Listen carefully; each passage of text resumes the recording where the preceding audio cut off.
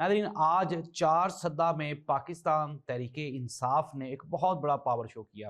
سہیل آفریدی نے وہاں پہ اپنے جو آڈینس تھی، وہاں پہ جو لوگ موجود تھے KPK کے، ان سے خطاب کرتے ہوئے کہا کہ مائنس عمران خان ہمارے لیے مکمل طور پہ نامنظور ہے۔ ساتھ ہی ساتھ سہیل آفریدی نے یہ بھی کہا کہ منشور صرف اور صرف عمران خان کا چلے گا، پاکستان تحریک انصاف صرف اور صرف عمران خان کا آرڈر فالو کرے گی۔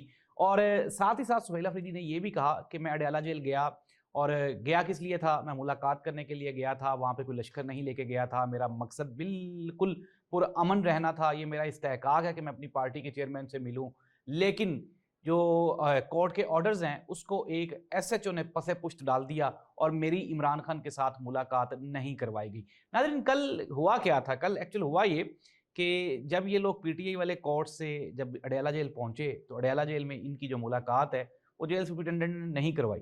کیوں نہیں کروائی؟ اس نے کہا جی کہ 5 بجے تک ملاقات کا ٹائم ہے، تو 5 بجے کے بعد ہم بالکل بھی ملاقات نہیں کروا سکتے۔ رانا ثناء اللہ صاحب بھی رات کو یہ فرما رہے تھے کہ پاکستان تحریک انصاف نے جان بوجھ کے دیر کر دی کہ 5 بجے تک ملاقات کا ٹائم ہوتا ہے، 5 بجے سے بعد یہ کیوں آئے؟